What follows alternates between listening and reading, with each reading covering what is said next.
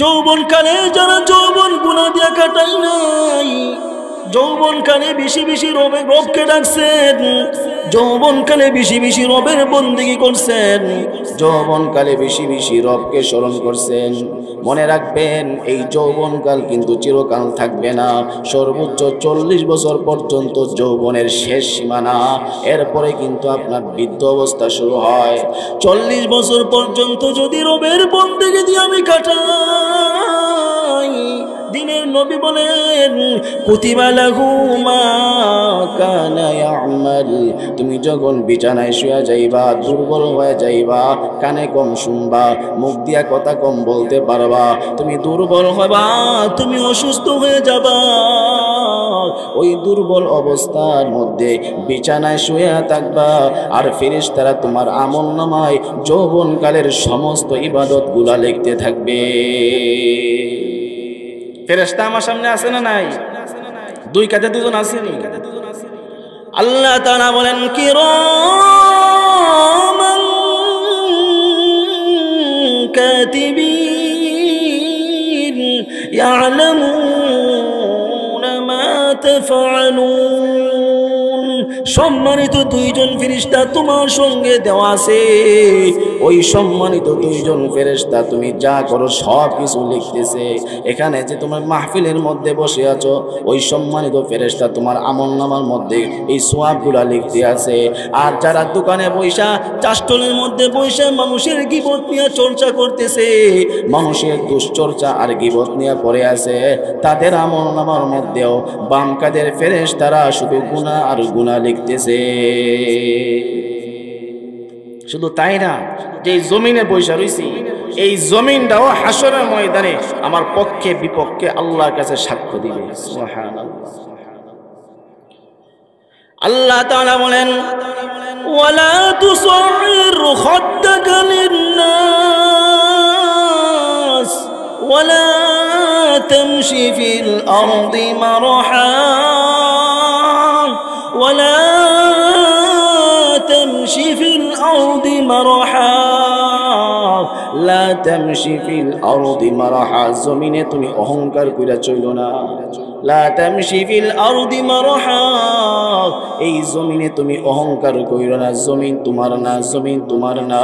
যেই জমিনের মধ্যে তুমি বসে আছো, ওই জমিনটা তোমার পক্ষে অথবা তোমার বিরুদ্ধে রবের দরবারে হাসরের ময়দানে আল্লাহর কাছে সাক্ষ্য দিবে। وقال الإنسان ما لها يومئذ تحدث أخبارها بأن ربك أوحى لها। আল্লাহ তাআলা বলেন জমিনকে আমি আদেশ করব, জমিন বলে দাও, বলে দাও তোমার উপর দাঁড়ায়া দাঁড়ায় কারা গুনাহ করত। জমিন তুমি বলে দাও তোমার উপর বসে বসে কারা নেক কাজ করত, তোমার উপর কারা কারা সিজদা দিত আর কারা সিজদা দিত না সব তুমি বলে দাও। তোমার উপর কারা কারা অহংকার করত আর কারা অহংকার করত না, জমিন তুমি সব কিছু বলে দাও। তখন জমিন বলে দিবে ইয়াউমা ইদিন তুহাদ্দিসু আখবারাহা। আল্লাহ বলেন জমিন সেদিন তার উপরে কে কি করছে সব কিছু তার রবের সামনে বলে দিবে। ونشهد أن سيدنا وسندنا وحبيبنا الذي أرسل إلى الناس كافة بشيرا ونذيرا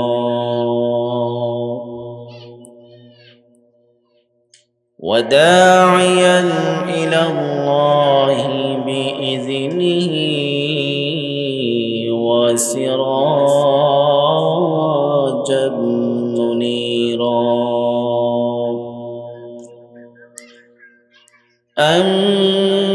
أما بعد فأعوذ بالله من الشيطان الرجيم. بسم الله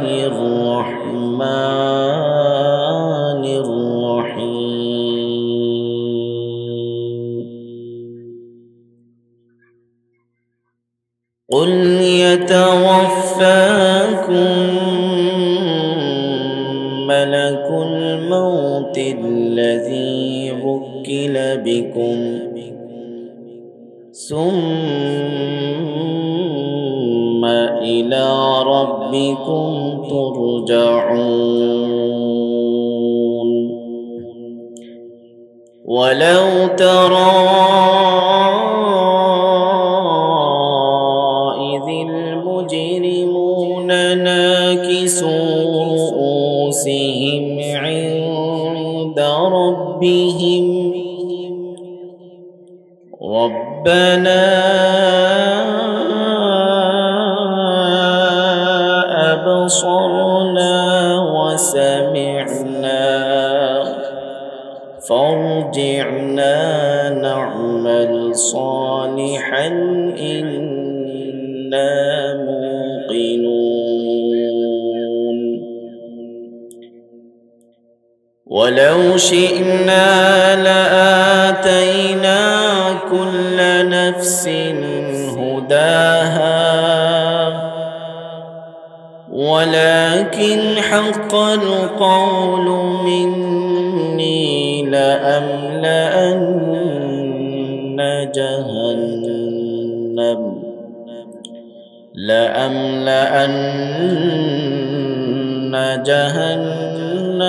من الجنة والناس أجمعين صدق الله مولانا العظيم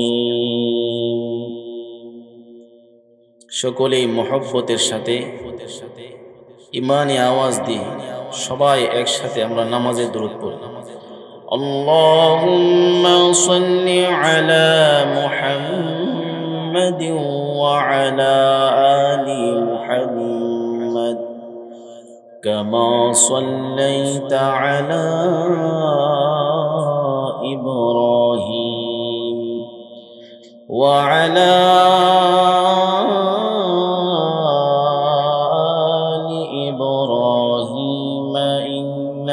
حميد مجيد اللهم بارك على محمد وعلى آل محمد كما صليت على إبراهيم وعلى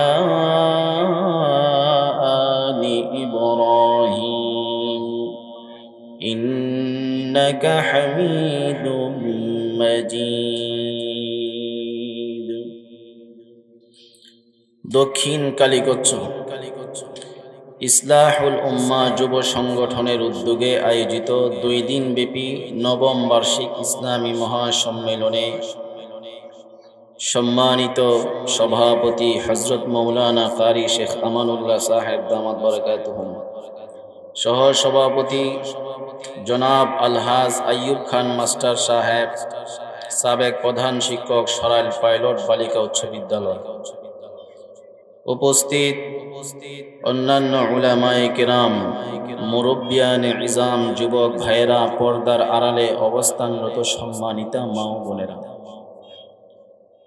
মহান রব্বুল আলামিনের আজিম ও শান দরবারে আমরা সকলেই কালিমাতুশ শুকুর আদায় করি, যিনি আমাদেরকে দয়া করে, মায়া করে, মেহেরবানি করে মাগরিবের নামাজের পরপরই কুরআন হাদিসের মাজমায় আসার বসার, কুরআন হাদিসের আলোকে কিছু কথা বলবার এবং শ্রবণ করার তৌফিক দান করেছেন। সেজন্য ইমানি আওয়াজে, উচ্চ আওয়াজে সবাই একসাথে রবের শুকর আদায় করি আলহামদুলিল্লাহ। আমার পূর্বেও অত্যন্ত চমৎকার ভাবে আমার পাশে বসা খুব গুরুত্বপূর্ণ নামাজ সম্পর্কে আলোচনা করেছেন। আল্লাহ তাআলা আমাদের সবাইকে হযরতের প্রত্যেকটি কথার উপর আমল করার তৌফিক দান করেন, সবাই বলি আমিন। আমরা যারা মাগরিবের পর থেকেই এখানে বসতে পেরেছি, আমরা অনেক দামি। এই মজলিসটা যেমন অনেক দামি, যারা এই সামিয়ানার নিচে আমরা আসতে পেরেছি, বসতে পেরেছি, আমরাও আল্লাহর দরবারে অনেক দামি। সুবহানাল্লাহ। এই মজলিসটার কত দাম! আল্লাহর নবী বলেন, যেখানে দ্বীনের আলোচনা করা হয় ওই মাজমাটার এত দাম যে গাশিয়াত হুমুর রহমা, আল্লাহর রহমত এই মাজমাটাকে ঘেরাও করে রাখে। সুবহানাল্লাহ। ওয়া নাযালাত আলাইহিমুস সাকিনা, এই মাজমায় যারা বসে তাদের উপর আল্লাহর পক্ষ থেকে রহমত সাকিনা অবতীর্ণ হতে থাকে। সুবহানাল্লাহ। তাহলে আমরা অনেক দামি না ভাই? এজন্য আমলের নিয়তে আমরা বসবো। যারাই কথা বলেন, আল্লাহ কোন একটা কথা যেন আমার অন্তরের সব শয়তানি ধোঁকাবাজি যা আছে সব কিছু দূর হওয়ার জন্য আমি আমলের নিয়তে এখানে বসলাম। তুমি আমাকে যা শুনবো সব কিছু আমল করার তৌফিক দান করো। মুহতারাম হাজরিন, দুনিয়াতে আমরা কেউই চিরকালের জন্য আসি নাই। আমাদের বাপ দাদা পূর্বপুরুষ যিনারা ছিলেন তারা কি দুনিয়াতে আছে? কেউ নাই। তারাও তো একদিন বলতো এই বাড়ির মালিক আমি, এত গন্ডা এতখানি জমির মালিক আমি। আজকে কি বলতে পারে? আমার দাদাও বলতো, আজকে দাদাও বলে না। অনেকের আছে বাবা চলে গেছে, তো বাবাও বলতো এই বাড়ির মালিক আমি, এই এত গন্ডা জমির মালিক আমি, এতখানি জমির মালিক আমি। আজকে বলতে পারেনি? বলতে পারে না। আমি আর আপনিও যে আজকে বলতেছি এই জমিনের মালিক আমি, এই 10 তলা বাড়ির মালিক আমি, এই সেই এত কিছুর মালিক আমি। এই আমিটা কতদিন থাকবে? আগামীকাল সকালে যে বলতে পারবো এই টাইলসওয়ালা আলিশান বাড়িটার মালিক কিন্তু আমি, আগামীকাল সকালে যে বলতে পারবো এর গ্যারান্টিটা কারা দিতে পারবেন? পারবেন না, কেউ পারবে না।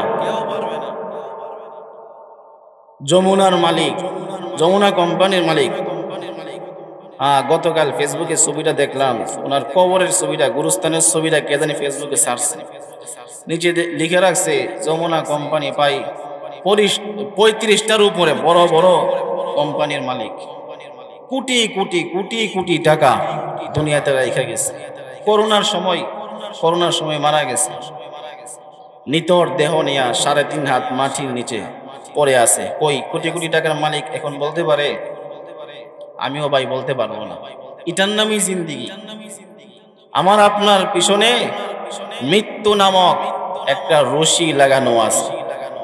এই রশি যখন আমাকে টান দিবে তখন আর দুনিয়ায় কেউ আমাকে রাখতে পারবে না। রশির টান খায়া সব চলে যেতে হবে অন্ধকার কবরে।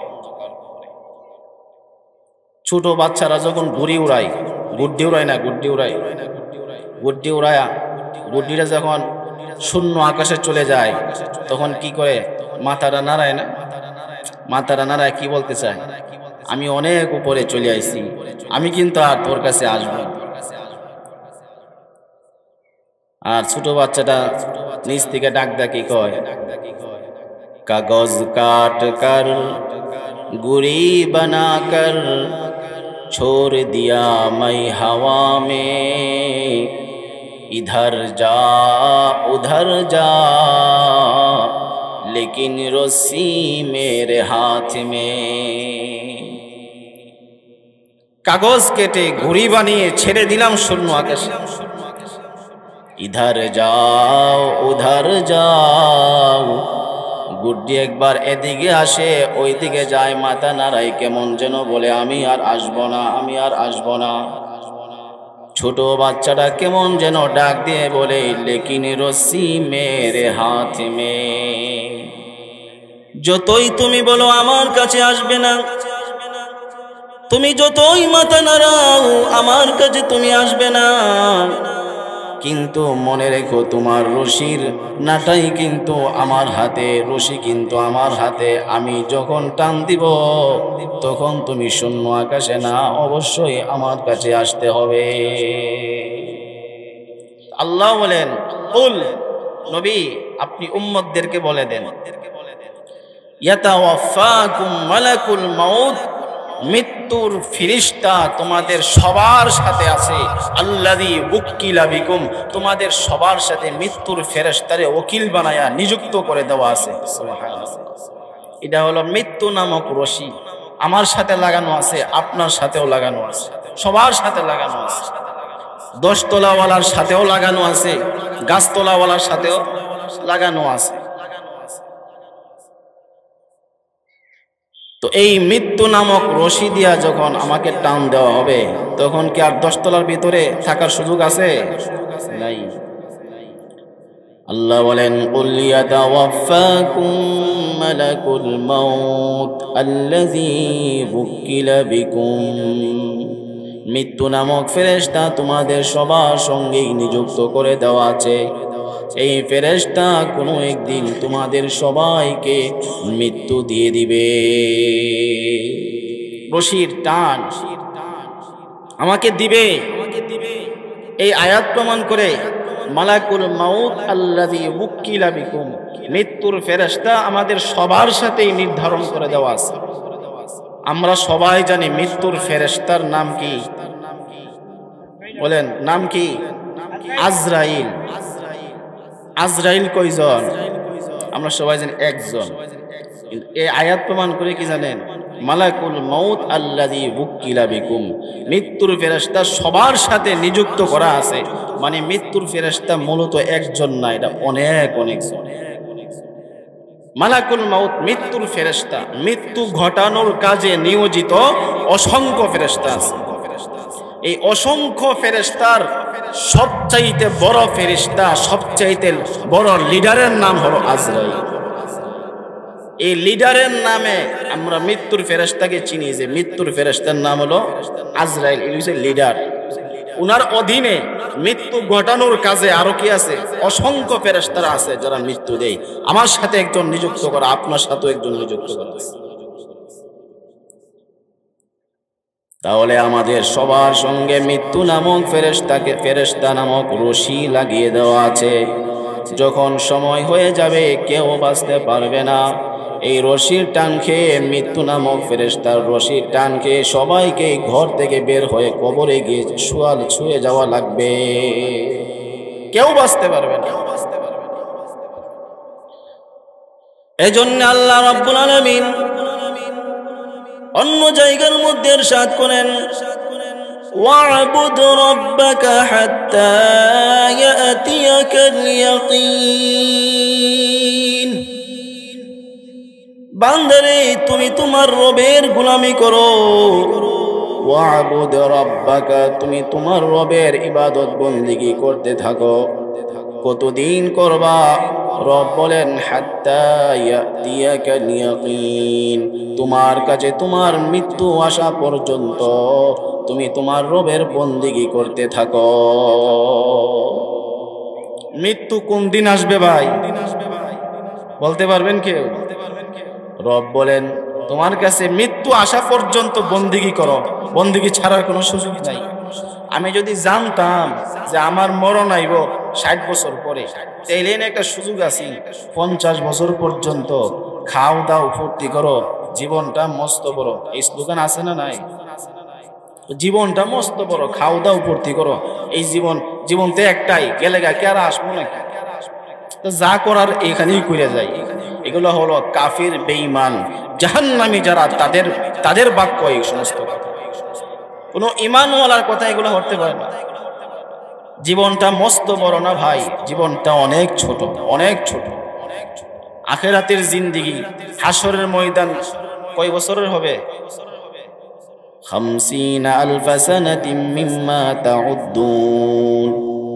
দুনিয়ার গণনা অনুযায়ী, দুনিয়ার বছর গণনা আছে না, 12 মাসে 1 বছর, এই গণনা অনুযায়ী হাসরের ময়দান হবে 50,000 বছর। সুবহানাল্লাহ, তাহলে এই আমার 50 আর 60 বছরের হায়াতের তুলনায় হাসরের ময়দানটা কি লম্বা হবে। আর আমি আয়সা বৈশা রইছি, খাও দাও ফুর্তি করো, জীবনটা মস্ত বড়। নাউজুবিল্লাহ কর। এখন থেকে তওবা করে এখন থেকে আল্লাহওয়ালা হয়ে যাওয়ার স্বপ্ন অন্তরে লালন করা উচিত। এখন যে বসছি, দাঁড়ানোর মতো ক্ষমতা তো আমার নাই, জীবনটা মস্ত বড় হইল কোথা থেকে? এজন্য আল্লাহ বলেন ওয়াবুদ রাব্বাকা হাত্তা ইয়াতিয়াকাল ইয়াকিন। ইয়াকিন মানে মৃত্যু, আইল মউত, তোমার কাছে মৃত্যু আসা পর্যন্ত তুমি তোমার রবের বন্দেগী করো। ভাই রব আমাদেরকে অনেক সুন্দর করে পৃথিবীতে যত মাখলুকাত আল্লাহ বানাইছেন এর মধ্যে সর্বশ্রেষ্ঠ গঠন দিয়ে সর্বশ্রেষ্ঠতম উপাধি দিয়ে রব আমাদেরকে দুনিয়ায় সৃষ্টি করছেন। আল্লাহ সূরা ৩-এর মধ্যে কসম খায় কয় ওয়াত্তিন, আমি ৩ ফলের কসম করলাম, ওয়াজ্জাইতুন, জাইতুনের কসম করলাম, ওয়াতুরি সিনিন, সিনাই পর্বত তুর পাহাড়ের কসম করলাম, ওয়াহাজাল বালাদিল আমিন, এই নিরাপদ নগরী মক্কা নগরীর কসম করলাম। 4টা জিনিসের কসম করছিলাম। والتين والزيتون وطور سينين وهذا البلد الأمين। আল্লাহ বলেন আমি 3-এর কসম করলাম, ওয়াত্তিনি ওয়াজ্জাইতুন, আমি 3-এর কসম করলাম, জাইতুনের কসম করলাম, ওয়াতুরি সিনিন, সিনাই পর্বত তুর পাহাড়ের কসম করলাম, ওয়াহাজাল বালাদিল আমিন, আমি মক্কা নগরীর কসম করলাম। 4 জিনিসের কসম করে আল্লাহ বলতেছেন লাকাদ খালাকনাল ইনসানা ফি আহসানি তাকওয়িম, নিশ্চয় নিশ্চয় আমি আল্লাহ তাআলা মানব জাতিকে বানাইলাম, মানব জাতিকে সৃষ্টি করলাম ফি আহসানি তাকওয়িম, সবচাইতে সুন্দরতম উত্তম গঠন দিয়া মানব জাতিকে বানাইলাম। আল্লাহ তো সাধারণভাবে বললেই হতো এ মানুষ তোরা দেখলাম সুন্দর করে বানাইছে। আল্লাহ তাআলা এতটুকু কথাই তো অনেক বড়। এই কথাটা আমরা বুঝাইবার লাগে, কারণ মানব জাতি এটা কসম ছাড়া বিশ্বাস করে না, ঠিক কিনা বলেন? এখানে দোকানদারে অনেক সময় দেখা যায় যে 100 টাকা দিয়ে কিনা, ভাই আল্লাহর কসম এটা 200 টাকা দিয়ে কিনছি, আছে না নাই? আল্লাহর কসম একটাও লাভ হইতো না, লাভ কাম করে লাইছে 200 টাকা। কসমদারে কিছু মনেই করে না, অথচ কসম দেখি সাধারণ জিনিস। কসম সাধারণ জিনিস না। কেউ যদি মিথ্যা কসম খায় আর কসম যদি না রাখতে পারে, এই কসমের কাফারা আছে না নাই? কাফারা হলো কমপক্ষে একটা কাফারা হলো 10 জন মিসকিনকে খানা খাওয়ানো লাগবে। ফাকাফারাতুহু ইতআমু 10 মাসাকিন মিন আওসাতি মা তুতঈমুন, মা তুতঈমুন আহলিকুম, তোমার পরিবারকে যেই সমস্ত খাবার খাওয়াও এই মানের খাবার দিয়া 10 জন মিসকিনকে খানা খাওয়ানো লাগবে যদি একটা কসম ভঙ্গ হয়। আও কিসওয়াতুহুম, অথবা 10 জন মিসকিনকে কাপড় দেওয়া লাগবে। আও তাহরিরু রাকাবা, অথবা একটা কসমের জন্য একটা গোলাম আজাদ করা লাগবে। গোলাম তো নাই, এজন্য একটা কসম ভাঙলে কি 10 জন মিসকিনকে খানা খাওয়াও, নাইলে কাপড় দেওয়া। অথচ এই কসমটা কিছু মনেই করে না। আল্লাহর কসম তোর টিহাটা আল্লাহ দিলাম, আছে না নাই? পাওনাদাররা ধরলে আল্লাহর কসম তোর টিহাটা ভাই আল্লাহ দিলাম। কালকা যদি টাকাটা না দিতে পারে কসম ভাঙলো নি। এই কসম ভাঙার কারণে কাফারা কি 10 জন মিসকিনকে খানা খাওয়ান লাগবে। এখন আপনি চিন্তা করেন এই জিন্দেগিতে কতটা কসম আপনি ভাঙছেন। আবার কসম তো ভাঙলো, আবার মিথ্যা কসম পান। এই কসম সাধারণ, আল্লাহ কসম করছেন সূরা 3-এর মধ্যে 4 জিনিসের কসম খায় আল্লাহ বলেন লাকাদ খালাকনাল ইনসানা ফি আহসানি তাকওয়িম, নিশ্চয় আমি মানব জাতিকে সবচাইতে সৌন্দর্যমণ্ডিত করে সৃষ্টি করেছি। এরপর আল্লাহ তাআলা বলেন সুম্মা রাদাদনাহু আসফালা সাফিলিন, তাআলা বলেন অতঃপর মানব জাতিকে আমি বৃদ্ধ অবস্থায় ফিরাইয়া নিব, মানব জাতিকে আমি দুর্বল অবস্থায় ফিরাইয়া নিব। সমস্ত মানব জাতিকে নয়, মানব জাতির মধ্যে কোনো মানুষকে, কিছু মানব জাতিকে আমি বৃদ্ধ অবস্থায় নিব, দুর্বল অবস্থায় আমি ফিরাইয়া নিব।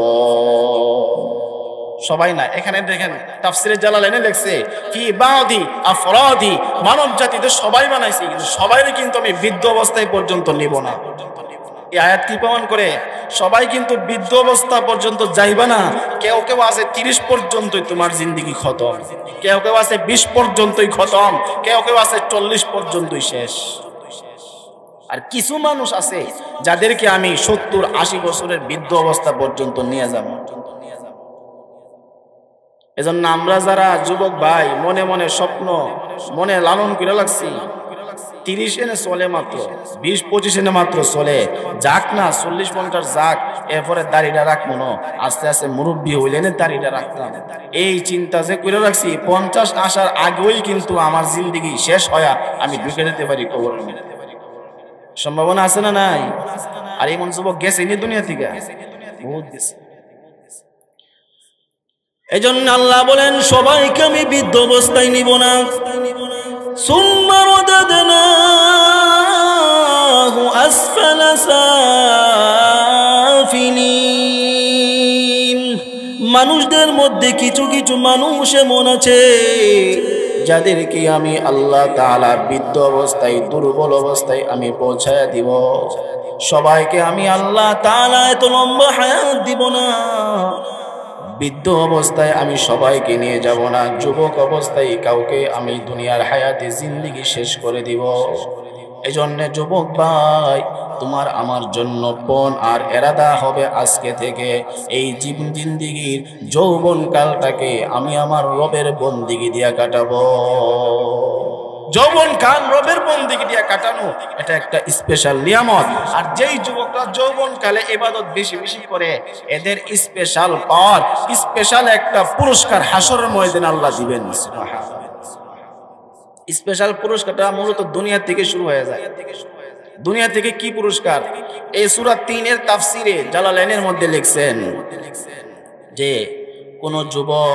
কোন যুবক যদি যৌবনকালে রবের বন্দিগি করে, যৌবনকালে যদি রবের বন্দিগি দিয়া তার জিন্দেগি কাটায়, যৌবনকাল যদি রবের জিন্দেগি দিয়া কাটায়, যৌবনকাল যদি বেশি রবের বন্দিগি করে, যদি বেশি নামাজ পড়ে, যৌবনকালে যদি বেশি কোরআন তেলাওয়াত করে, যৌবনকালে বেশি জিকির করে, যৌবনকালে যদি বেশি আল্লাহর নাম স্মরণ করে, যৌবনকালটাকে যদি রবের বন্দিগি দিয়ে কাটাইতে পারো যুবক,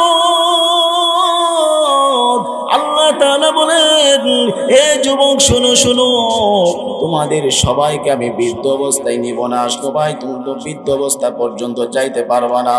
এজন্য যৌবনকালটাকে তুমি তোমার রবের বন্দিগি দিয়া কাটাও। আল্লাহ নবী হাদিসের মধ্যে বলেন যেই যুবক তার যৌবনকাল তার রবের বন্দিগি দিয়া কাটাইলো, ওই যুবক যেদিন বৃদ্ধ হয়ে যাবে, আল্লাহ তাআলার তৌফিকে যদি বৃদ্ধ অবস্থা পর্যন্ত পৌঁছতে পারে, আল্লাহ তাআলার তৌফিকে যদি বৃদ্ধ অবস্থা পর্যন্ত, দুর্বল অবস্থা পর্যন্ত পৌঁছে যায়, আল্লাহর নবী বলেন যেদিন তুমি বৃদ্ধ হয়ে বিছানার মধ্যে শুয়ে যাইবা, শরীরের মধ্যে আর কোনো শক্তি নাই, নামাজ পড়ার শক্তি নাই, আর জিকির করার শক্তি নাই, পায়ে হেঁটে মসজিদ পর্যন্ত যাওয়ার কোনো শক্তি নাই। কিন্তু যৌবনকালে তুমি মসজিদ দেখছো, যৌবনকালে তুমি মসজিদে ঢুকছো, যৌবনকালে তুমি বেশি রবের কুদরতি কদমে সিজদা দিছো। এখন দুর্বল হয়ে গেছো, এখন তুমি বৃদ্ধ হয়ে গেছো, এই জন্য তুমি মসজিদে যাইতে পারো না, বিছানার মধ্যে শুয়ে গেছো। দিনের নবী বলেন এখন তুমি বিছানার মধ্যে শুয়ে গেছো, বিছানার মধ্যে শুয়া আল্লাহ তাআলা যৌবনকালে যত ইবাদত বন্দেগী করতা, সমস্ত ইবাদতের সওয়াব তোমার বিছানায় শুয়াই আল্লাহ তাআলা তোমার আমলনামায় দান করে দিবে। মসজিদ চিনল, যৌবনকালে যারা যৌবন গুনাহ দিয়া কাটাই নাই, যৌবনকালে বেশি বেশি রবকে ডাকছেন, যৌবনকালে বেশি বেশি রবের বন্দেগী করছেন, যৌবনকালে বেশি বেশি রবকে স্মরণ করছেন। মনে রাখবেন এই যৌবনকাল কিন্তু চিরকাল থাকবে না, সর্বোচ্চ 40 বছর পর্যন্ত যৌবনের শেষ সীমানা, এরপরে কিন্তু আপনার বৃদ্ধ অবস্থা শুরু হয়। 40 বছর পর্যন্ত যদি রবের বন্দেগী দিয়ে আমি কাটাই, দিনের নবী বলেন কুতিবা লাহু মা কানা ইয়ামাল, তুমি যখন বিছানায় শুয়ে যাইবা, দুর্বল হয়ে যাইবা, কানে কম শুনবা, মুখ দিয়া কথা কম বলতে পারবা, তুমি দুর্বল হবা, তুমি অসুস্থ হয়ে যাবা, ওই দুর্বল অবস্থার মধ্যে বিছানায় শুয়ে থাকবা, আর ফেরেশতারা তোমার আমলনামায় যৌবনকালের সমস্ত ইবাদতগুলা লিখতে থাকবে। ফেরেশতা আমার সামনে আছে না নাই? দুই কাঁধে দুজন আসেনি। আল্লাহ তাআলা বলেন কিরামান কাতিবিন ইয়ালামুনা মা তাফআলুন, সম্মানিত দুইজন ফেরেশতা তোমার সঙ্গে দেওয়া আছে, ওই সম্মানিত দুইজন ফেরেশতা তুমি যা করো সব কিছু লিখতেছে। এখানে যে তোমার মাহফিলের মধ্যে বসে আছো, ওই সম্মানিত ফেরেশতা তোমার আমলনামার মধ্যে এই সওয়াবগুলা লিখতে আছে। আর যারা দোকানে বৈশা চাষ্টলের মধ্যে বৈশা মানুষের গীবত নিয়ে চর্চা করতেছে, মানুষের দুশ্চর্চা আর গীবত নিয়ে পড়ে আছে, তাদের আমলনামার মধ্যেও বাম কাঁধের ফেরেশতারা শুধু গুনাহ আর গুনাহ লিখতেছে। শুধু তাই না, যে জমিনে বৈশা রইছি, এই জমিনটাও হাসরের ময়দানে আমার পক্ষে বিপক্ষে আল্লাহর কাছে সাক্ষ্য দিবে। সুবহানাল্লাহ। আল্লাহ তাআলা বলেন ওয়ালা তুসাইর খাদ্দাকা লিন-নাস ওয়ালা তামশি ফিল আরদি মারহা ওয়ালা تمشي في الأرض مرحا لا تمشي في الأرض مرحا, জমিনে তুমি অহংকার কইরা চলো না। লা তামশি ফিল আরদি মারহা, এই জমিনে তুমি অহংকার কইরো না, জমিন তোমার না, জমিন তোমার না। যেই জমিনের মধ্যে তুমি বসে আছো, ওই জমিনটা তোমার পক্ষে অথবা তোমার বিরুদ্ধে রবের দরবারে হাসরের ময়দানে আল্লাহর কাছে সাক্ষ্য দিবে। وقال الإنسان ما لها يومئذ تحدث أخبارها بأن ربك أوحى لها। আল্লাহ তাআলা বলেন জমিনকে আমি আদেশ করব, জমিন বলে দাও, বলে দাও তোমার উপর দাঁড়ায় দাঁড়ায় কারা গুনাহ করত, জমিন তুমি বলে দাও তোমার উপর বসে বসে কারা নেক কাজ করত, তোমার উপর কারা কারা সিজদা দিত আর কারা সিজদা দিত না সব তুমি বলে দাও, তোমার উপর কারা কারা অহংকার করত আর কারা অহংকার করত না, জমিন তুমি সব কিছু বলে দাও। তখন জমিন বলে দিবে ইয়াউমা ইযিন তুহাদ্দিসু আখবারাহা, আল্লাহ বলেন জমিন সেদিন তার উপরে কে কি করছে সব কিছু তার রবের সামনে বলে দিবে, সব বলে দিবে। এখানে যারা আমরা মাহফিলে বসছি, এই জমিনের উপরে বসছি না, জমিনের উপরে বসছি, এই জমিন হাসরের ময়দানে আল্লাহর কাছে সাক্ষ্য দিবে, আল্লাহ তোমার এই বান্দাগুলো আমার উপর বসে বসে কোরআনের মাহফিলের তাফসীর শুনছিল। আর যারা জমিনে বৈশা বৈশা শুধু প্ল্যান করে কেমনে মানুষকে ঠকাইব, কেমনে আরেকজনকে ধোঁকা দিব, কেমনে মিথ্যা মামলা সাজায়া আরেকজনকে হয়রানি করব, এই গোপন মিটিং যারা জমিনে বৈশা বৈশা করে, এদের পক্ষে কি জমিন হাসরের ময়দানে পক্ষে সাক্ষী দিব না বিপক্ষে সাক্ষী দিব? জমিন বলবে আল্লাহ আমার উপর বৈশা বৈশা মিথ্যা প্ল্যান করছিল, কিভাবে মানুষকে হয়রানি করা যায়, কিভাবে মানুষকে ধোঁকা দেওয়া যায়, কিভাবে মিথ্যা কথাটা বললে একটা মানুষকে পেরেশানির মধ্যে ফেলানো যায়, এইভাবে আমার উপর বৈশা বৈশা তারা গোপন মিটিং করছিল। আল্লাহ আয়াতে বলেন গোপন মিটিং যারা করে, এই কথাটা মনে হয়ে গেছে। যারা গোপন মিটিং করে 2 জন 3 জন মিল্লা গোপন একটা মিটিং করে দরবার লাগে দেন না, কানাকানি ফিস করে 2 জন 3 জন হেরে কেমনে ডাবানো যায়, হেরে কেমনে এলাকা থেকে সরানো যায়, হেরে কেমনে একটা মার দেওয়া যায়, এবং গোপন মিটিং আছে না নাই? মানুষকে হয়রানি করার জন্য, পেরেশানিতে ফেলানোর জন্য। আল্লাহ এদের উদ্দেশ্যে কোরআনে আয়াত নাযিল করে বলতেছেন যে ওই যে মুনাফিকরা যখন গোপন মিটিং করতো 2 জন 3 জন মিল্লা যে মুহাম্মদ যে কেমনে সাইজ করুন যায়, কেমনে এখান থেকে সরানো যায়, এই কাজটা কেমনে করলে যুদ্ধের মধ্যে মুসলমানদেরকে হারানো যায়, এরা কানাকানি ফিস করে। আল্লাহ কোরআনে আয়াত নাযিল করে দিয়েছেন যে এই তোরা যে ফিস করতেছ 2 জন 3 জন মিল্লা তোরা মনে করতেছস তোরা 2 জন না, তোরা 2 জনের সাথে আরেকজন আছে, তিনি কে? আল্লাহ কোরআন আয়াত নাযিল করছেন মা ইয়াকুনু মিন নাজওয়া সালাসাতিন, 3 জন মিলে যত গোপন পরামর্শ করা হয় তোমরা 3 জনকে 3 জন মনে করো না, ইল্লা হুয়া রাবিউহুম, আমি আল্লাহ তাআলা চতুর্থ জন হিসাবে তোমাদের সঙ্গে আছি। মা ইয়াকুনু মিন নাজওয়া সালাসাতিন ইল্লা হুয়া রাবিউহুম ওয়ালা খামসাতিন ইল্লা হুয়া সাদিসুহুম, তোমরা যখন 5 জন মিলে কোনো গোপন পরামর্শ করো ওই 5 জনকে তোমরা 5 জন মনে করো না, ইল্লা হুয়া সাদিসুহুম, আমি আল্লাহ তাআলা ষষ্ঠ জন হিসাবে তোমাদের সঙ্গে আছি।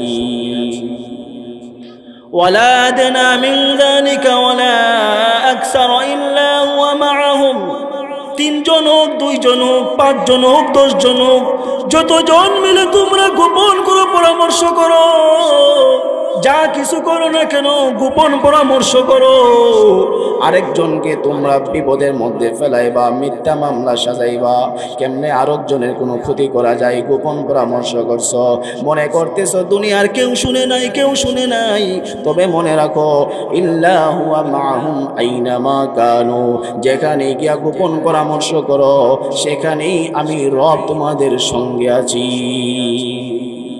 আল্লাহর কাছ থেকে ফাঁকি দেওয়ার মতো কোনো শক্তি আমার আছে ভাই? নাই।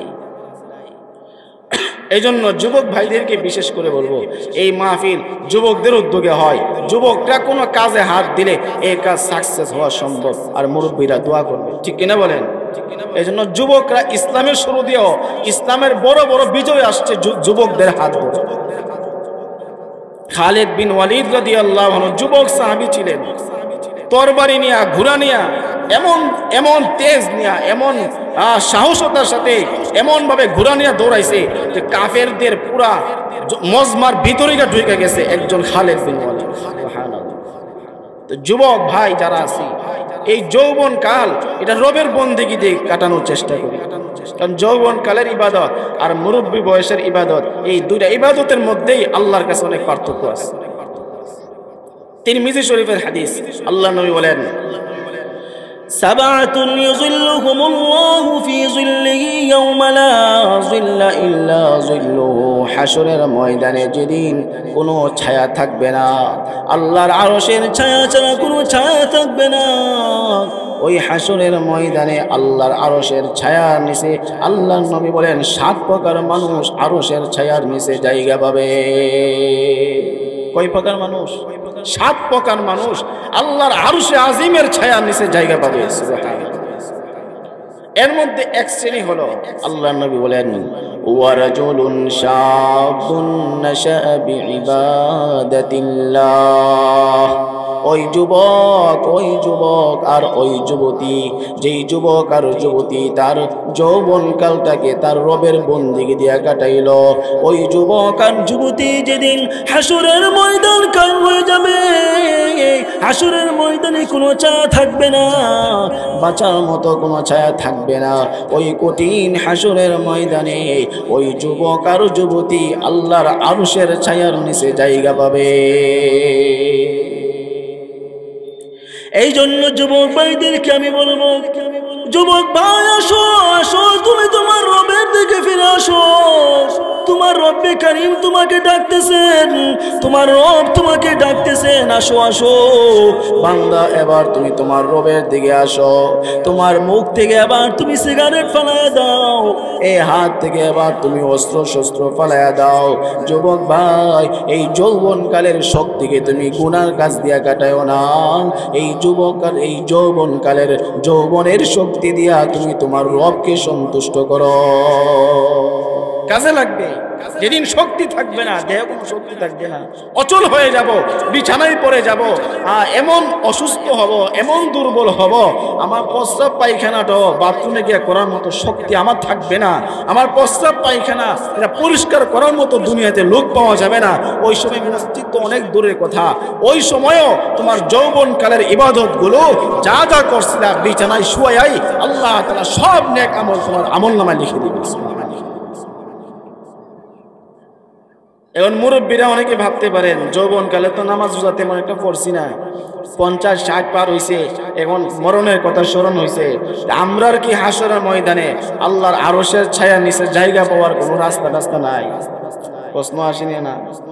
এদেরও আছে।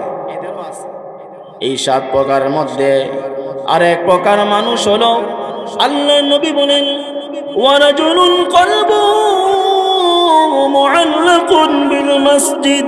আল্লাহর নবী বলেন আমার ওই উম্মত, যেই উম্মত বৃদ্ধ হোক অথবা যুবক হোক, বৃদ্ধা হোক অথবা যুবতী হোক, আমার কোন উম্মত যদি নামাজের প্রতি এত আসক্তি থাকে, নামাজের প্রতি এত মনোযোগী হয়, কলবুহু মুআল্লাকুন বিল মসজিদ, আমার যেই উম্মতের কলবটা মসজিদের সঙ্গে লটকানো থাকে, যেই উম্মতের কলবটা মসজিদের সঙ্গে জুড়ানো থাকে, ওই উম্মত যুবক হোক আর বৃদ্ধ হোক, আর হাসরের ময়দানে আল্লাহর আরশের ছায়ার নিচে জায়গা পাবে। মসজিদের সাথে দিল লটকানোর অর্থ কি? দিলটারে খুললা মসজিদের দরজার মধ্যে বাইন্ধল না, মানে যখন মসজিদ থেকে নামাজ পড়ে গেছে তখন বাড়িতে যায় মনের মধ্যে শান্তি নাই, আবার কখন জানি নামাজের সময় হয়ে যায়, আবার কখন জানি মসজিদ থেকে আজান আসে, মসজিদ থেকে মুয়াজ্জিন ডাক দিয়ে আসো আসো হাইয়া আলাস সালাহ হাইয়া আলাল ফালাহ, নামাজের দিকে আসো, সফলতার দিকে আসো, এবার তুমি কামিয়াবির দিকে আসো, আসো তুমি চির সফলতার দিকে আসো। যদি এখন ঘুমায়া যায় আবার আমার নামাজ জানি কাজা হয়ে যায়, এখন যদি আমি কোনো কাজ কর্মে ব্যস্ত হয়ে যাই আবার সামনের ওয়াক্তের নামাজ জানি আমার কাজা হয়ে যায়। এইভাবে মনের মধ্যে সব সময় নামাজের প্রতি একটা দরদ তৈরি করা, এর নাম হলো মসজিদের সঙ্গে কলবটাকে জড়ায়া রাখা। মুয়াজ্জিন জানি কখন আমাকে ডাক দেই, হাইয়া আলাস সালাহ হাইয়া আলাল ফালাহ, কেমন যেন মুয়াজ্জিন আমাকে ডাকতেছেন, আসো বান্দা হাইয়া আলাস সালাহ, নামাজের দিকে আসো, নামাজের দিকে আসো, নামাজের দিকে আসো, হাইয়া আলাল ফালাহ, আসো বান্দা সফলতার দিকে আসো, সফলতার দিকে আসো। এই মুহূর্তে তোমার ঘরের মধ্যে তোমার সফলতা নাই, এই মুহূর্তে তোমার দোকানের মধ্যে তোমার কোনো সফলতা নাই, এই মুহূর্তে তোমার বন্ধু বান্ধবদের সঙ্গে আড্ডা দেওয়ার মধ্যে কোনো সফলতা নাই। মুয়াজ্জিন যখন ডাক দিছে হাইয়া আলাস সালাহ, আসো বান্দা তুমি নামাজের দিকে আসো, তুমি মনে করো না এটা তোমার এলাকার মুয়াজ্জিন তোমারে ডাকতেছে, তোমার এলাকার ওই আব্দুল্লাহ মিয়া তোমারে ডাকতেছে, তোমার এলাকার আব্দুল হালিম মিয়া তোমারে ডাকতেছে, তুমি মনে করো না, কারণ এটা তোমার মুয়াজ্জিনের বানানো কোনো শব্দ না। মুয়াজ্জিন যখন বলে হাইয়া আলাস সালাহ, এই বাড়া ডাকটা হলো আল্লাহ তাআলার পক্ষ থেকে, মহান আল্লাহ তাআলা মুয়াজ্জিনের কণ্ঠ দিয়া তোমাকে নিজে আল্লাহ মসজিদের দিকে ডাকতেছে। আমার ভাইরা, নেতা যদি ডাক দেয় যুবক, তোমার নেতা যদি তোমার ডাক দেয়, এই বান্দা, এই যুবক, এই আব্দুল্লাহ, আগামীকাল কিন্তু নির্বাচন, আজকে সারা রাত আমার সঙ্গে তোমাকে থাকা লাগবে, তখন তো নেতারা ডাকে সারা দিয়া সারা রাত কিন্তু নেতার সাথে ঘুরো, ঠিক কিনা? নেতা যদি বলে আজকে সারা রাত তোমাকে পোস্টার লাগানো লাগবে, নেতাটাকে সারা দেয়া সারা রাত তুমি পোস্টার লাগানোর কাজে ব্যস্ত থাকো, দুনিয়ার কোনো কাজের জন্য তুমি সারা রাত তুমি জাগ্রত থাকতে পারো। যুবক ভাই আমার, তোমার রব্বে কারীম যে তোমারে ডাকতেছেন, দৈনিক 5 বার তোমাকে ডাক দিতেছেন, হাইয়া আলাস সালাহ, আসো বান্দা নামাজে আসো, হাইয়া আলাল ফালাহ, সফলতার দিকে আসো। তোমার চির সফলতা হলো তোমার নামাজের ভিতরে, আসো আসো। তোমার নেতার ডাকে সারা দিয়া তুমি সারা রাত কাটাইছো, অথচ 10টা মিনিটের জন্য তোমার রবের ডাকে তুমি মসজিদে আসতে পারলা না। কি জবাব দিব রবের কাছে? যদি রব ধরে এই নেতার ডাকে সারা দিয়া 500 টাকার লাগিয়া সারা রাত পোস্টার লাগাইছে, 5000 টাকার লাগিয়া সারা মাস নেতার পিছে পিছে দৌড়ছে, নামাজের খবর নাই, ইমান আমলের কোনো খবর নাই। নেতার ডাকের এত গুরুত্ব ছিল, আমি যে রব তোর জীবন দিলাম, তোর যৌবন দিলাম, তোর হায়াত দিলাম, তোর মরণ হায়াত সব কিছুর মালিক আমি, তোর সুস্থতার নিয়ামত আমি দিলাম, তোর সংসারের উন্নতি আমি দিলাম, তোর সন্তানকে বিদেশে নিয়ে লক্ষ লক্ষ টাকা রোজগারের ব্যবস্থা কে করছে? আমি দিলাম, সব আমি দিলাম। আমার দেওয়া জিন্দিগি পায়া আমার ডাকে দৈনিক 5 বারের একটা বার তুই সারা দিলি না, কত বড় নিমুখ হারামি করছ। জীবনের হিসাব দিয়ে আমার কাছে হিসাব দিয়ে কি জবাব দিব? কি জবাব সেদিন রবের কাছে আমার থাকবে? অথচ আজকে নেতার ডাকে আমার সময়ের কোনো অভাব নাই, আমার রবের ডাকে সময় আমার কাছে কোনো সময় নাই। হাসরের ময়দানে একদিন আফসোস করবার বলবো, ওয়াকালু লাউ কুন্না নাসমাউ আও নাকিল মা কুন্না ফি আসহাবিস সাঈর। আল্লাহ বলেন হাসরের ময়দানে কিন্তু আফসোস করবার বলবা, লাউ কুন্না নাসমাউ আও নাকিলু, আহারে যদি শুনতাম, কোরআন হাদিসের কথাগুলো যদি শুনতাম, আও নাকিলু যদি বোঝার চেষ্টা করতাম, মা কুন্না ফি আসহাবিস সাঈর, তাহলে তো আজকে আমরা কেউই জাহান্নামী হওয়া লাগতো না।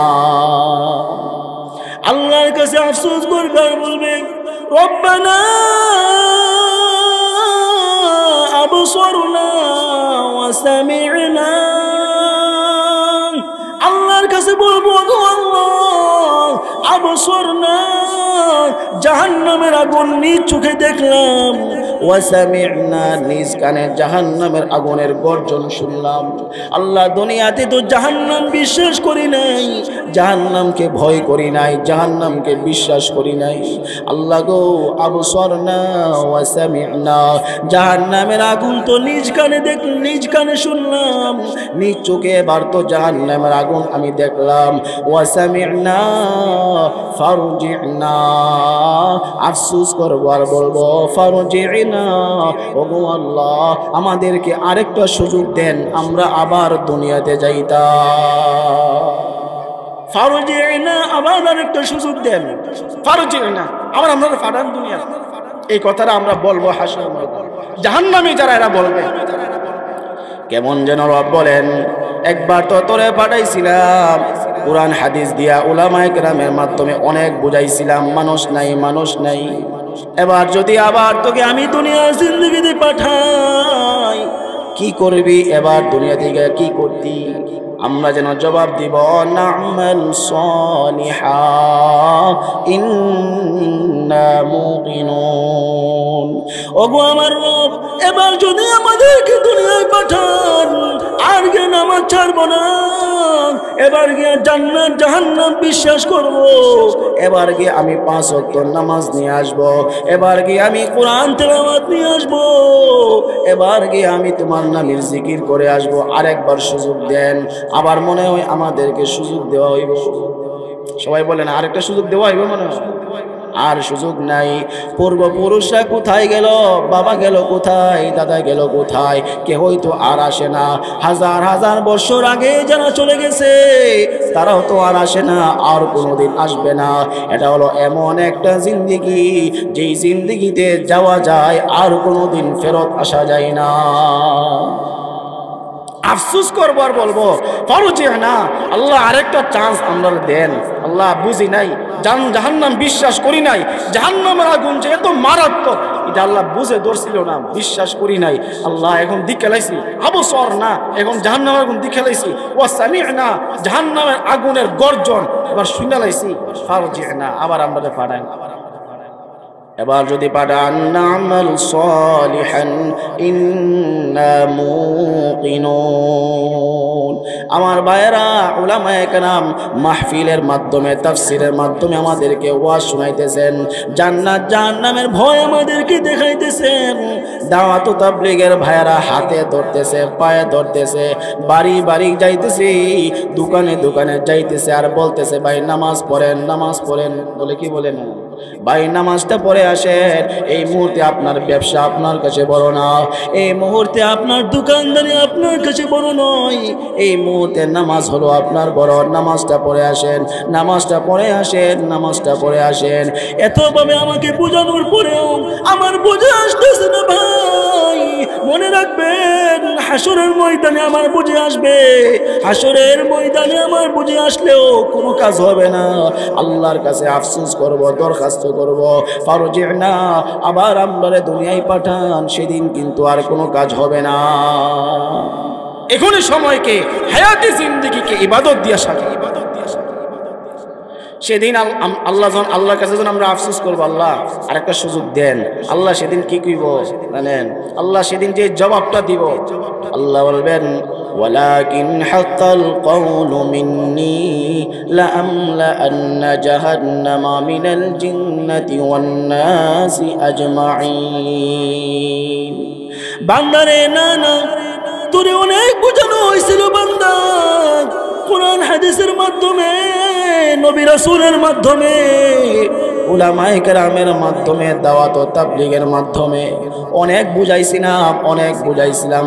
তুই নামাজ পড়স নাই, ঈমান আনস নাই, নেক কাজ করস নাই, সুদ ঘুষের কারবার তুই চারস নাই, হারাম খুরচিলি হারাম চারস নাই, মানুষের জায়গা জমি অন্যায়ভাবে দখল করা ছাড়স নাই, মানুষের সঙ্গে মিথ্যা বলা তুই ছাড়স নাই।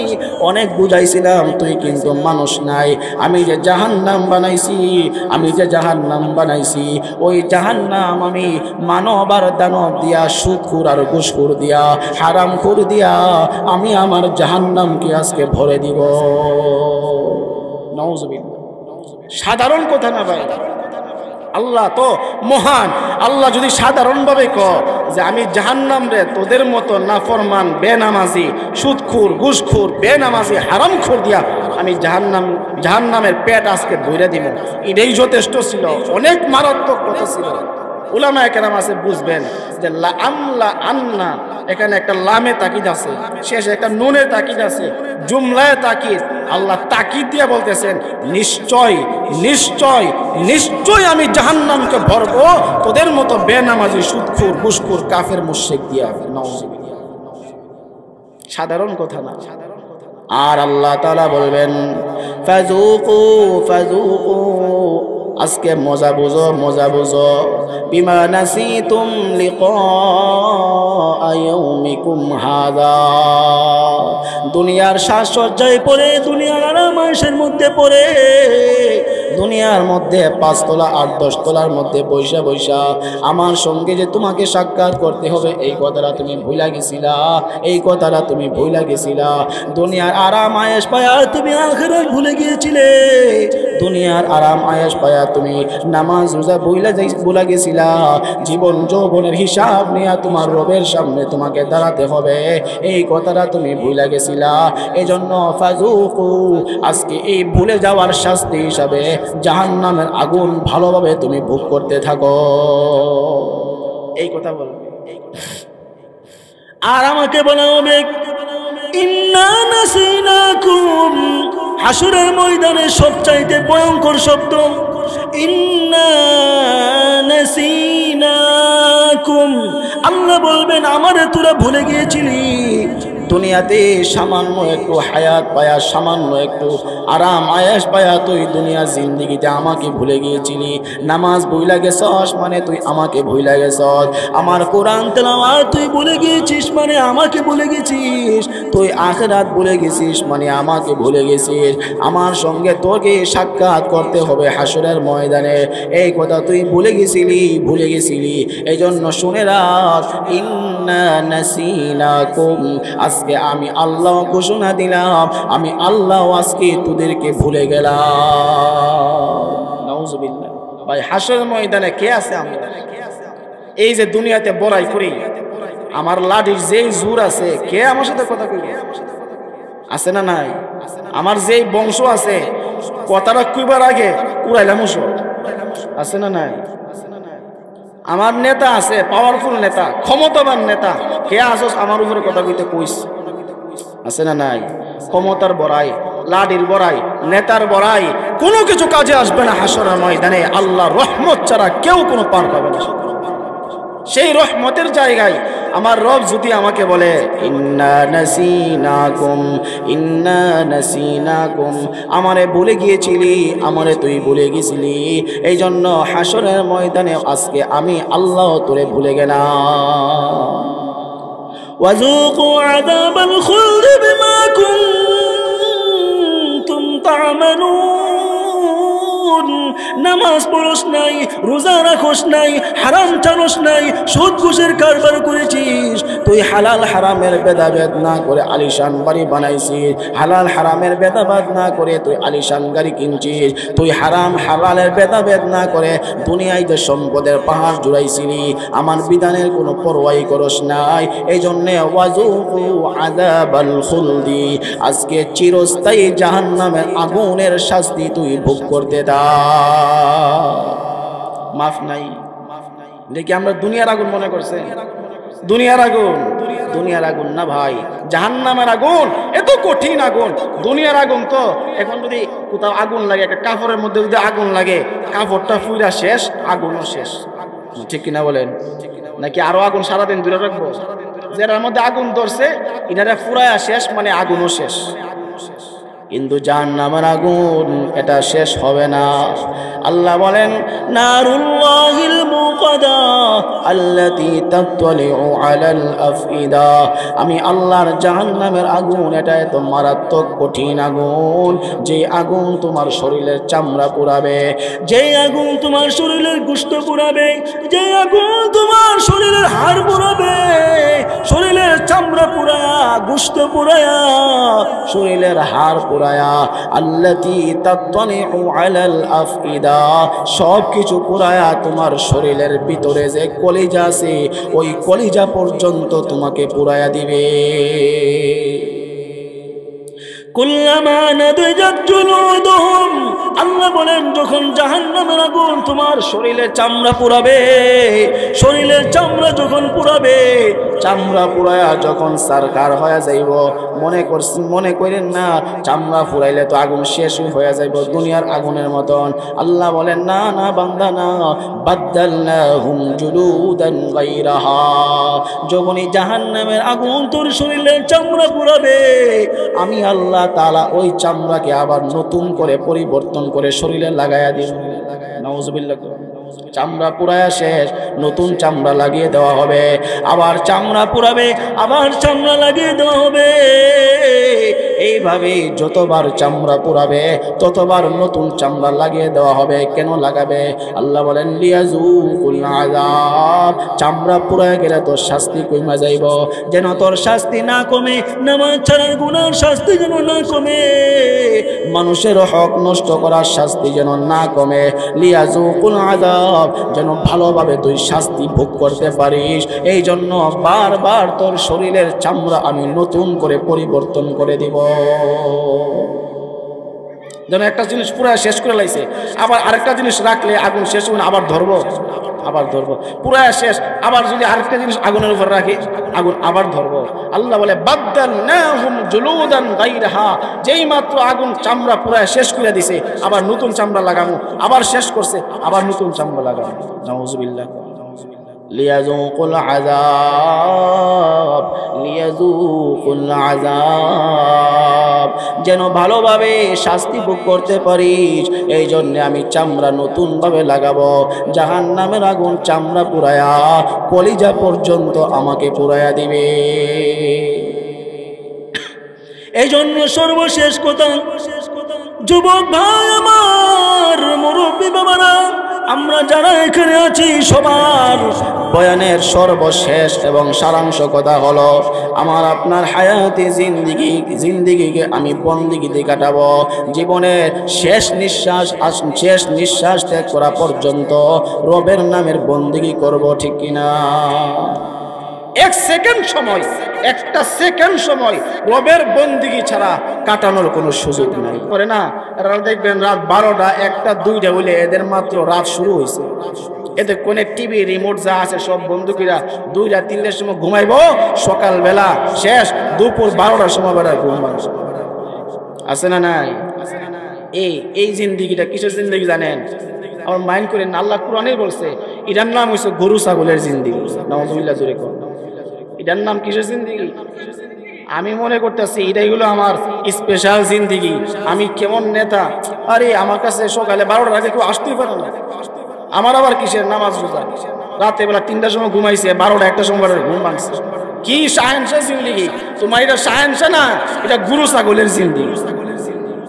আল্লাহ নিজেই বলছেন, লাহুম কুলুবুন লা ইয়াফকাহুনা বিহা ওয়া লাহুম আযানুন লা ইয়াসমাউনা বিহা।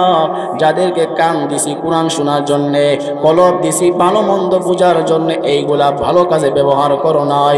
উলাইকা কাল আনআম। রাতের বেলা এশারের নামাজের কোনো খবর নাই, 12টা 1টার সময় ঘুমাইছো, ফজরের নামাজের কোনো খবর নাই, উরসর পরের দিন 12টার সময়। এটা তোমার শাহেনশাহ জিন্দিগি না। আমার রব বলতেছেন এটা হলো হাইওয়ান, জন্তু জানোয়ারের জিন্দিগি। উলাইকা কাল আনআম, এরা হলো চতুষ্পদ জন্তু জানোয়ারের মতো। আল্লাহ তাআলা এতটুকু বলে শেষ করছে না, আরো বলতেছেন বালহুম আদাল, এরা চতুষ্পদ জন্তু জানোয়ারের মতো। শুধু তাই নয়, বালহুম আদাল, এরা চতুষ্পদ জন্তু জানোয়ার গরু ছাগলের চাইতেও আরো নিকৃষ্টতম বান্দা তারা। আরো নিকৃষ্ট। কেন আরো নিকৃষ্ট? কারণ গরু ছাগলেরও একটা কি আছে, এরাও আল্লাহর ইবাদত করে। সুবহানাল্লাহ, জোরে কর। গরু ছাগল বেড়া দুম্বা এদের কি নামাজ আছে? এদের নামাজ নাই। এদের ভালো মন্দ পার্থক্য করার কোনো অনুভূতি নাই। গরু ছাগল এদের নামাজ নাই, এরা নামাজ পড়ে না। কিন্তু আল্লাহ কোরআনে বলেন, ওয়া ইম মিন শাইইন ইল্লা ইউসাব্বিহু বিহামদি। আমার এই সৃষ্টি জগতের যত সৃষ্ট আছে, যত মাখলুকাত আছে, প্রত্যেকটা মাখলুকাত আমি রবের তাসবিহ আদায় করি। সুবহানাল্লাহ। কিন্তু ওয়ালাকিন লা তাফকাহুনা তাসবিহাহুম। মানুষ রে, তোরা তো বুঝোস না, তোরা তো গাছের ভাষা বুঝোস না, পাতার ভাষা বুঝোস না, গরু ছাগলের ভাষা তো তোরা বুঝোস না। এই যে গাছ দাঁড়ায় আছে, গাছ দাঁড়ায় দাঁড়ায় রবের নামের জিকির করতেছে। এই যে পাখিগুলা উঠতেছে, পাখি উঠতেছে আর রবের নামের জিকির করতেছে। গাছের পাতাগুলা তার রবের নামে জিকির করতেছে। সূর্য চন্দ্রগুলা তার রবের নামে জিকির করতেছে। আর তুই আশরাফুল মাখলুকাত, সৃষ্টির সেরা জীব হওয়া সত্ত্বেও তুই নামাজ পড়স না, এশা নাই, ফজর নাই, তুই ঘুমায়া ঘুমায়া নামাজের সময় কাটায়া দে। এজন্য ভাই, গরু ছাগল এই জিন্দেগিকে আমরা চাই নাকি আমরা মানুষের জিন্দেগি চাই? মানুষের জিন্দেগি যদি হয়, এখন থেকে এই মাহফিল থেকে ইরাদা করেন, আল্লাহ জিন্দেগিতে যা করছি ভুল করে রাখছি, আর জিন্দেগিতে কোনোদিন নামাজ ছাড়বো না। রাজি আছি তো ইনশাআল্লাহ? এখন এশারের নামাজ হবে, এশারের নামাজের পরে আরেকটা নামাজ আছে না নাই? এই নামাজের নামটা কি? ফজরের নামাজ। কি নামাজ? এখান থেকে নিয়ত করতে পারবেন নি, আল্লাহ আগামীকাল যে আজকে যে ফজরের নামাজটা আইব, এই ফজরের নামাজটা আমি জামাতের সঙ্গে ইনশাআল্লাহ আমি আদায় করব। নিয়তটা কাটা করতে পারবো? যদি করতে পারেন ইনশাআল্লাহ মনে করবেন যে আজকের বয়ানটা, মাহফিলটা সাকসেস হয়েছে, কবুল হয়েছে। আল্লাহ তাআলা আমাদের সবাইকে আমাদের জিন্দেগিকে বন্দেগি দিয়ে কাটানোর তৌফিক দান করুন। সবাই বলি আমিন। ওয়া আখিরু দাওয়ানা আলহামদুলিল্লাহি রাব্বিল আলামিন।